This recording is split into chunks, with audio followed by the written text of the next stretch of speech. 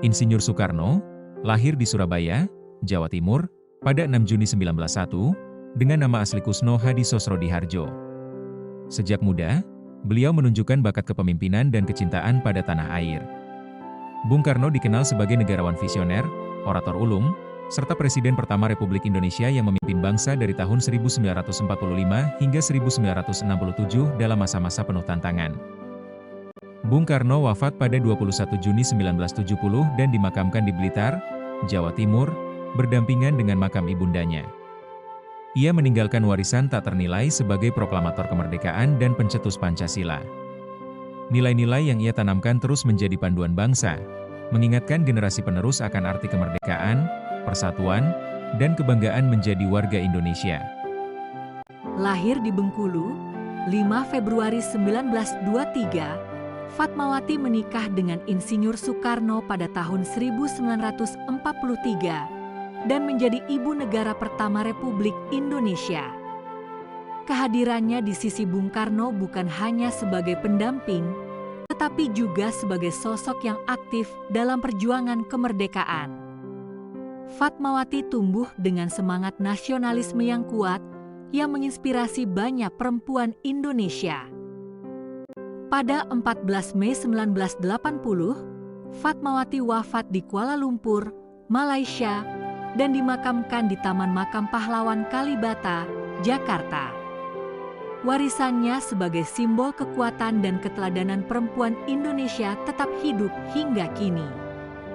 Namanya selalu dikenang sebagai sosok yang tidak hanya mendukung perjuangan, tetapi juga memberikan kontribusi nyata bagi lahirnya kemerdekaan bangsa. Dr. Cipto Mangunkusumo lahir pada 4 Maret 1886 di Pecangaan, Jepara. Ia adalah seorang tokoh pergerakan kemerdekaan Indonesia dan salah satu pendiri Indische Partij, bersama Ernest Douwesdekker dan Ki Hajar Dewantara. Sosoknya dikenal berpendirian teguh, berwawasan luas, dan memiliki semangat juang yang tinggi demi kemerdekaan bangsa. Pada masa pendudukan Jepang, kesehatan Dr. Cipto memburuk akibat pengasingan panjang. Ia meninggal dunia pada 8 Maret 1943 di Ambarawa. Kepergiannya menjadi kehilangan besar bagi bangsa Indonesia. Meskipun telah tiada, warisan gagasan, keberanian, dan perjuangannya tetap hidup, menjadi inspirasi abadi bagi generasi penerus dalam mewujudkan kemerdekaan. Martha Christina Tiahahu lahir 4 Januari 1800 di Abubu, Nusa Laut, Maluku. Sejak kecil, ia dikenal berani dan teguh pendirian. Ayahnya adalah seorang pejuang yang melawan penjajah Belanda. Dari cerita-cerita perjuangan dan penderitaan rakyat, tumbuh tekad dalam hatinya untuk ikut melawan penindasan. Ia percaya kebebasan adalah hak setiap manusia, tanpa memandang usia atau gender. Tertangkap Belanda, Martha dibawa ke kapal. Ia menolak makan sebagai bentuk perlawanan terakhir. Pada 2 Januari 1818, ia wafat di tengah laut. Jenazahnya dimakamkan di Nusa Laut. Martha Christina Tiahahu dikenang sebagai pahlawan nasional, simbol keberanian perempuan, dan teladan pengorbanan yang tak lekang oleh waktu, menginspirasi generasi demi generasi bangsa Indonesia. Pattimura, bernama asli Thomas Matulesi, lahir pada tahun 1783 di Saparua, Maluku. Sejak muda, ia dikenal sebagai sosok pemberani yang mencintai tanah kelahirannya. Jiwa kepemimpinannya terbentuk dari pengalamannya menghadapi kesulitan hidup dan pengaruh kuat budaya Maluku yang menjunjung tinggi kehormatan serta kebebasan rakyat. Sayangnya, perjuangan Pattimura harus berakhir ketika ia tertangkap oleh Belanda. Pada 16 Desember 1817, ia dijatuhi hukuman mati di Fort Victoria, Ambon. Meski gugur, namanya tetap hidup sebagai simbol keberanian, kepemimpinan, dan semangat perlawanan rakyat Maluku terhadap penjajahan, menginspirasi generasi penerus bangsa. Nyai Ahmad Dahlan, yang lahir dengan nama Siti Walidah pada tahun 1870 di Kauman, Yogyakarta, adalah sosok perempuan tangguh yang memiliki semangat juang tinggi. Ia tumbuh di lingkungan religius yang kental, dan kemudian menjadi istri dari Kiai Haji Ahmad Dahlan, pendiri Muhammadiyah. Kedekatannya dengan dunia pendidikan dan dakwah membentuk pandangan hidupnya. Nyai Ahmad Dahlan wafat pada 31 Mei 1946, meninggalkan warisan besar dalam bidang pendidikan dan emansipasi perempuan. Perjuangannya menegaskan bahwa perempuan memiliki peran penting dalam membangun bangsa.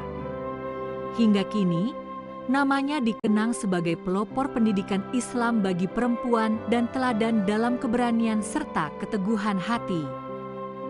Jenderal Sudirman lahir pada 24 Januari 1916 di Purbalingga, Jawa Tengah. Sejak muda, ia dikenal sebagai pribadi disiplin, berjiwa pemimpin, dan memiliki semangat juang tinggi. Ketika bangsa ini berjuang merebut kemerdekaan, Sudirman tampil sebagai sosok yang tegas dan berwibawa, membangkitkan semangat para pejuang di medan perang. Jenderal Sudirman wafat pada 29 Januari 1950 di Magelang, Jawa Tengah. Namanya diabadikan sebagai pahlawan nasional, dikenang karena kepemimpinan yang kuat, keberanian yang menginspirasi, dan pengabdian tulus kepada bangsa. Perjuangannya menjadi simbol semangat pantang menyerah demi tegaknya kemerdekaan Republik Indonesia. Ayu Rasuna Said, lahir di Maninjau, Sumatera Barat, pada tanggal 17 September 1910. Sejak muda, ia telah menunjukkan semangat juang yang tinggi dan keberanian dalam menyuarakan pendapat. Rasuna aktif dalam berbagai organisasi, termasuk Persatuan Muslim Indonesia dan Perikatan Perempuan Indonesia, yang menjadi wadah perjuangannya untuk hak-hak perempuan dan kemerdekaan bangsa. Rasuna Said wafat pada tanggal 2 November 1965. Warisan perjuangannya sebagai tokoh perempuan pejuang kemerdekaan tetap dikenang hingga kini. Namanya diabadikan sebagai salah satu pahlawan nasional, dan semangatnya menjadi inspirasi bagi generasi penerus untuk terus memperjuangkan keadilan, kesetaraan, dan kemerdekaan bangsa Indonesia. Cut Nyakdin lahir di Lampadang, Aceh, pada tahun 1848.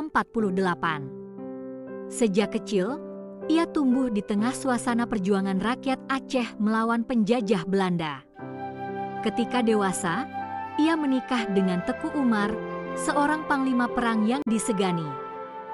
Bersama sang suami, Cut Nyakdin memimpin pasukan rakyat, mengatur strategi, dan berjuang tanpa rasa takut demi mempertahankan tanah kelahirannya dari serangan musuh. Setelah penangkapan, Cut Nyakdin dibawa ke Sumedang, Jawa Barat, untuk diasingkan jauh dari Aceh. Di tempat pembuangan itu, kesehatannya semakin memburuk. Meskipun begitu, semangat juangnya tidak pernah padam dan selalu menjadi inspirasi bagi rakyat. Pada 6 November 1908, ia wafat. Hingga kini, Cut Nyakdin dikenang sebagai pahlawan nasional dan simbol perlawanan rakyat Aceh terhadap penjajah. Buya Hamka, yang terlahir dengan nama Abdul Malik Karim Amrullah, lahir pada 17 Februari 1908 di Minangkabau, Sumatera Barat. Sejak kecil, ia sudah akrab dengan ajaran Islam melalui didikan ayahnya, seorang ulama terkemuka. Buya Hamka tumbuh menjadi sosok yang haus ilmu, gemar membaca, dan aktif menulis. Kemampuannya merangkai kata membuatnya dikenal sebagai penulis dan cendekiawan yang disegani di Indonesia. Buya Hamka wafat pada 24 Juli 1981. Kepergiannya meninggalkan warisan pemikiran yang tak lekang oleh waktu, berupa ratusan karya tulis, termasuk tafsir Al-Quran yang terkenal. Ia dikenang sebagai sosok yang gigih memperjuangkan nilai-nilai Islam dan kemanusiaan. Hingga kini, nama Buya Hamka terus hidup di hati masyarakat Indonesia sebagai teladan keteguhan iman, keilmuan, dan kebijaksanaan.